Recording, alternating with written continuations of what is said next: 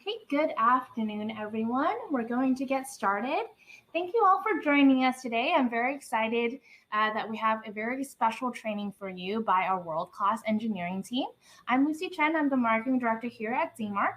And let me get started with the agenda that we have for today. So we're going over the basics of hydraulic filtration. And the three topics we're covering are what are contaminants, how to specify hydraulic filters, and then we have some information on fluid analysis. But before we get started, I'd like to give you a bit of background of Zemarc. We've been established since 1976, and we have over 40 years of successful experience in this industry. Zemarc is a fluid power distributor providing industry-leading fluid power solutions like cylinders, pumps, motors, valves, accumulators, and fluid connectors, and much more. We have 4 locations across California, like Los Angeles, Oxnard, which is in the Ventura area, Fresno, and Hayward. We also have representation out in Arizona to support anyone that needs assistance there.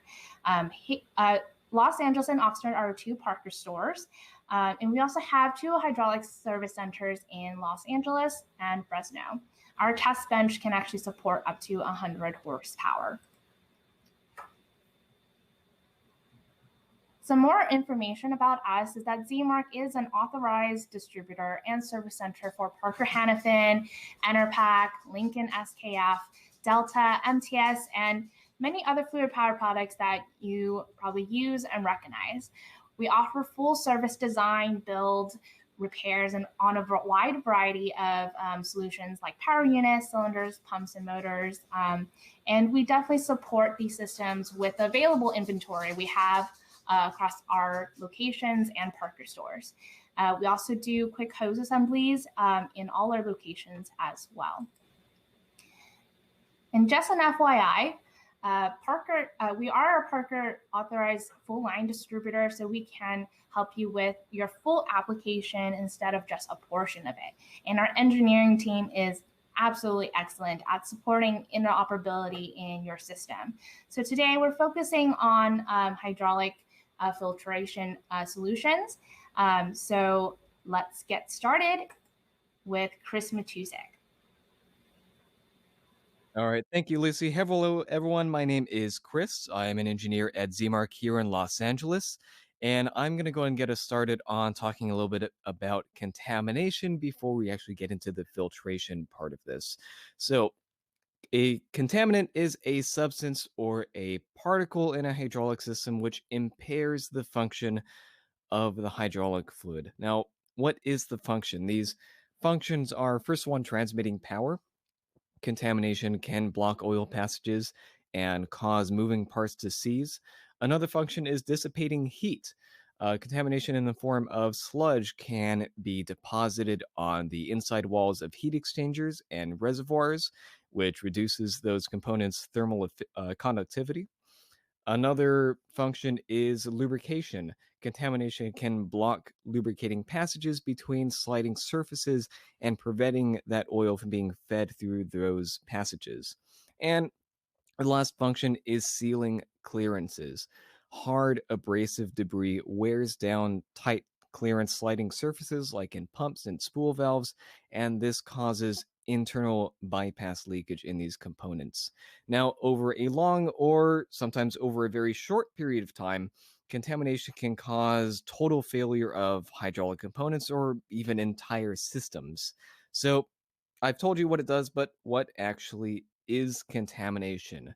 And that's kind of a vague answer. Contaminants are dust, dirt, metallic debris, foreign oils, even air and water, and really any substance in a hydraulic circuit that is not the hydraulic fluid intended for service in the system. It's anything foreign that is not intended to be in there, is the definition of a contaminant. Now, these can technically be of any size. A large enough rock, for instance, in a reservoir can block the outlet port and cavitate the pump, but fortunately, large rocks don't usually find their way into a hydraulic system. Instead, most of what we're concerned about is considerably smaller in size, and how small it's very small. Contaminants are measured in microns, which is just a fancy word for a micrometer, which is a millionth of a meter. And for reference, you can reference the image here. A human hair is 80 microns, and our eyes can actually only discern objects down to about 60 microns. Contaminants as small as a half a micron can cause abrasive wear in high performance pumps, motors, and valves. And the range of usually the smallest filtered particles are anywhere between 2 and 10 or 2 and 20 microns that we actually remove from the system. So we can't actually see most of these contaminants with our eyes. So I've talked about what contamination does. I've talked about what exactly it is. But in order to remove it from our system, in order to know how to do that, we have to know where it comes from. So, contaminants are introduced by manufacturing byproduct. This can be metal shavings or welding slag, like glasses and such like that, or assembly oils that brand new equipment comes already with all this stuff inside it. Sometimes it depends on how the manufacturer goes about cleaning out their new products. Additionally, the addition of unfiltered fluid can introduce contaminants. The oil that you buy in buckets and drums, that's actually not already filtered. It's not perfectly clean. And so the best practice is actually to filter that oil before you feed it into your system. Another one, especially if you're in a dirty environment, if you're outdoors, or if you're in a humid environment close to the ocean or something like that, these contaminants from outside the system can bypass the seals on actuators and valves, especially cylinders that have long strokes, dust that just rests on the rod. Some of that can be introduced into the cylinder by bypassing that rod wiper in the gland. Another way is by the openings of lines, hoses, reservoirs, or filter elements. Every time you swap out a component, you break a line open, or you replace a filter, that is also going to introduce that environmental contamination into your system. Almost through here. Wear and corrosion. This one is actually kind of it's funky. This is usually caused initially by contamination. So these small little contaminants, they get into the close tolerance um, sliding pieces inside your system, and that causes more wear and that abrades and causes more abrasive contamination. So it's kind of like a snowball effect, and this will produce contamination in the form of elastomer seal material as well as metal powder. And the last one is oil degradation, which produces something that we call varnish. Now, this is we're not actually going to talk about where this comes from because the source of this is heat. When you overheat an oil, that oil breaks down, it oxidizes, but we still want to remove the contamination that that produces. So that is what contamination does, what exactly it is, where it comes from, and now we ask the question, how do we remove it? Well, that's the rhetorical question, really. You remove it with filters. But that is the end of my spiel. And to talk you guys through filters and how we select them, I will pass the torch along to Elizabeth. Hi, I'm Elizabeth Meyer. I'm one of the sales engineers here at Zemarc, and I'll be going through with you discussing what hydraulic filters are and some important elements to know about when you're trying to select a hydraulic filter for your system. So hydraulic filters are filters specially designed to be compatible with hydraulic oils. Hydraulic filters remove contaminants by running fluid through a porous medium that strains contaminants out of the fluid and stores them. This protects the components in the hydraulic system and reduces wear. Hydraulic filters are specified based off their pressure and flow ratings, along with the level of filtration they provide. As a filter collects and stores contaminants, it increasingly resists flow. Eventually, the filter will block flow entirely. To prevent this from occurring, most filters have a built-in bypass valve that opens when the back pressure exceeds about 25 to 50 psi. At this point, the filter's performance is substantially decreased and the filter element should be replaced. Many filters will also have a visual and/or electrical indicator to alert the users when this bypass valve is open and when this element should be replaced. Filters are generally made out of 4 components: the head, the bowl, the element, and the core. The element is the filtration medium, which collects contaminants. A tube-like core is inserted into the element, which prevents the medium from collapsing onto itself due to the pressure. The element and core are held inside the bowl, and the bowl is screwed into the head, which connects the filter to the hydraulic circuit. One of the most common filters you'll see is a spin-on filter. This has the core, element, and bowl built as a single replaceable part. Replaceable element filters allow the element and core to be removed from the bowl. This reduces waste and reduces the cost of the replacement. There's also coreless filters, which allow the core to be removed from the element, which means that you only need to replace the filtration medium. The location of filters in a hydraulic system is determined by the location of 2 types of components: the contamination sources and the contamination-sensitive equipment, such as valving. There are 4 common locations for filters in a conventional open circuit. There's the suction filter, which are placed at the reservoir outlet just before the pump. They are fine strainers, but are rarely used as they can cause pumps to cavitate if they become clogged. There's pressure filters, which are placed downstream of the pump and are rated for maximum system pressure. They're often used to protect sensitive valves. And there's return filters. These are placed upstream of the reservoir heat exchanger and can clean fluid returning to the reservoir. And last, there's kidney loops, which are placed in an independent circuit that cleans fluid in the reservoir. Filter media is the type of filter part of the filter which removes contaminants. The 3 most common hydraulic filter media types are wire mesh, cellulose, and fiberglass. Wire mesh is usually used for larger size contaminants and creates a lower pressure drop than the other common filters. Cellulose, sometimes referred to as paper filters, are the most economical option and are good for mid-range contamination removal. Finally, fiberglass has the best performance and lifespan of the common filters. Filters are usually rated on the smallest size of contamination removed, usually in microns or mesh. Microns is the minimum contaminant size, while mesh is the size of the largest openings in the filter media. These values can be converted to one another. For example, 60 mesh is about 238 microns. These filters are also rated on absolute or nominal. Absolute is the removal of 99.9% of particles of a specific size. This usually would mean like pretty much everything is removed of a specific size from this filter, while nominal is the removal of 85% of particles of a specific size. Filters are also rated on their beta ratio, which is the ratio of particles of a specific size removed by a filter to the amount that enter the filter. If you take a look here, you can see the beta ratio. This beta ratio is often referred to in literature if a B with a small letter or number as a subscript, such as B10, is the equivalent of beta ratio 10, which is how much of a contaminant of 10 microns is removed from the system.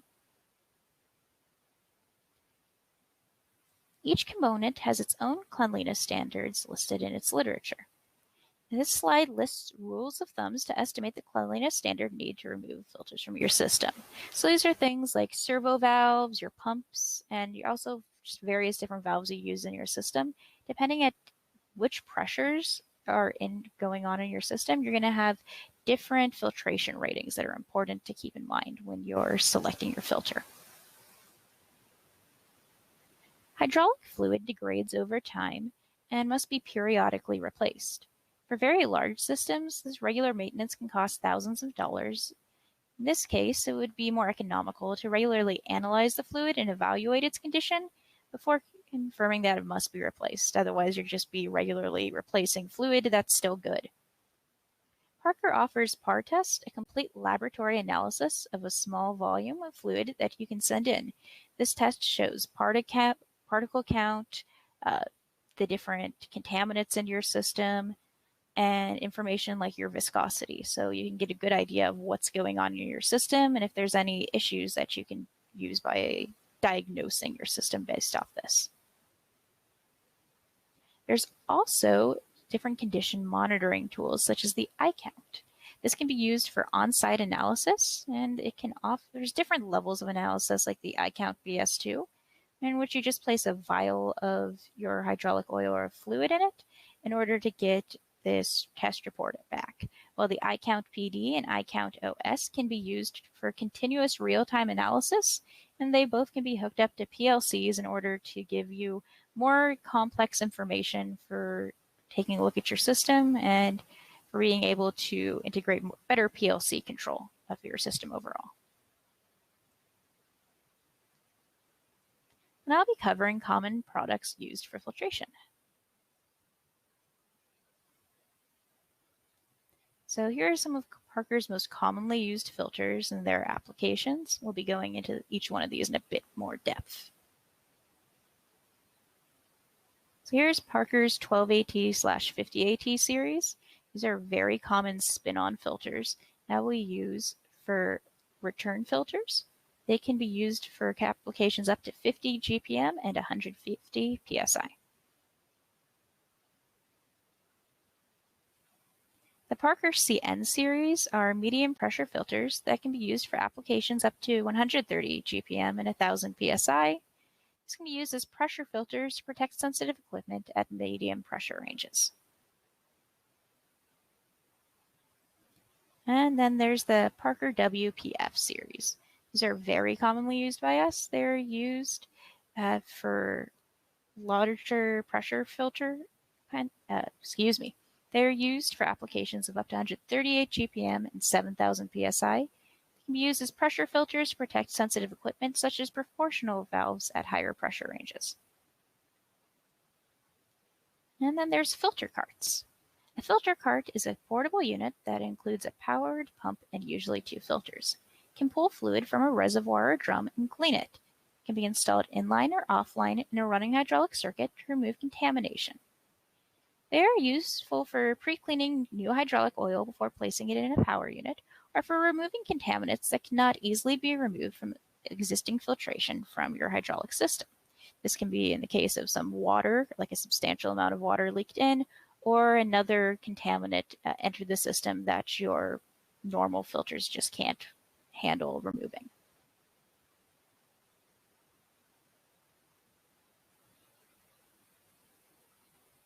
The Stoff filters are also available for any of your more specialized filtration needs. I'll be now passing this back to Lucy, who will be finishing covering details on Zemarc. Okay. Thank you so much, Elizabeth, and thank you, Chris. You guys did a fantastic job, and I hope you guys find this training very helpful. So as promised, we are doing a raffle for one of our Zemarc goodie bags today. But before I get into that, I wanted to make an announcement that on August 10th to 13th, we are doing a virtual trade show on the Space Tech Expo. This mostly covers for aerospace, but it has a lot of good trainings that we are offering that could be relevant to a lot of your applications as well. You can register at zemarc.com/space2020. And some of the trainings we are offering that day, the first one is on Enerpack cutters. It's a much better solution than a lot of the other items that you may be using that can cause like vibration issues and stuff like that. But on Tuesday, we are doing a training on specifying hydraulic power units for aerospace applications. Wednesday, we are going over motion control solutions for aerospace applications. And then on that Thursday, we are going over basics of industrial cylinders for aerospace applications. So if you are interested or know anyone that could be, feel free to register at zemarc.com/space2020. All right, so I would like to thank everyone again for joining us. We will be doing a raffle. And if you have any questions, please enter into the questions box. And if you have any comments, enter into the chat box. But if after the session you need to reach out to any of us, you can try sales@zemarc.com or call 323-721-5598 to reach our front desk. You can also get more resources at zemarc.com/Parker or zemarc.com/ParkerFilter. So let me put everyone's name into the random generator here. And then I'm going to call out a winner for a goodie bag. Second.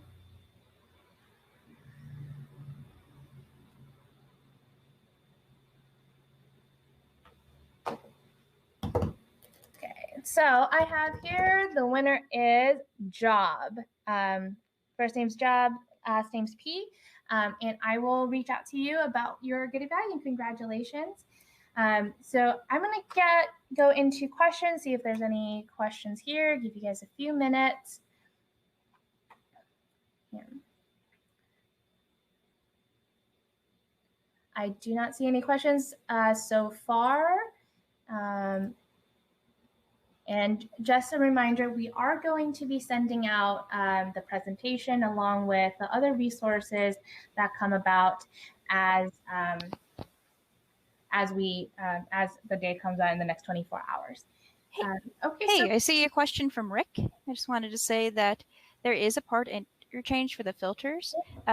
Parker Filtration Division does offer part interchange where you can put a part in, and it might be able to give you a direct interchange to say what the Parker part is. I believe Stoff also has one also. If you want, you can contact us and we can give you those links if you give us a moment. Or if you have a part and you're not being able to find it directly in the interchange, you can contact us at Zemarc and we can help you find an equivalent filter.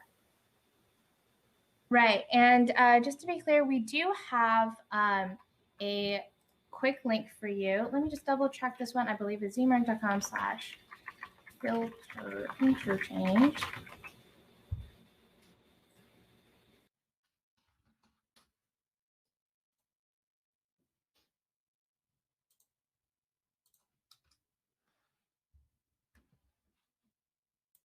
I will go ahead and put this in the chat box for you, but it is zemarc.com/filter interchange, and it gives you two different options to start, whether you want to do, there's a Baldwin filter interchange tool, or it goes into the Parfit, which helps you cross over anything into a Parker filter.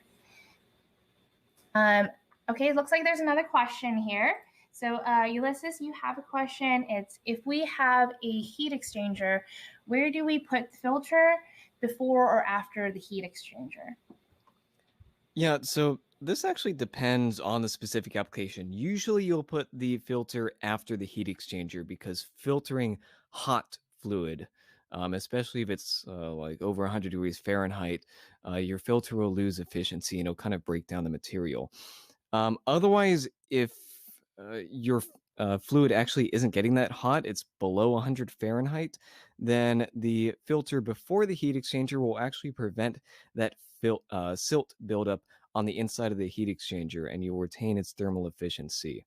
So in high temperature applications, after the heat exchanger, and not so critical applications, then before, to keep that heat exchanger nice and clean. Thanks so much, Chris. So I hope that answers all your questions. If there's no more questions, I would like to thank everyone here for joining us today.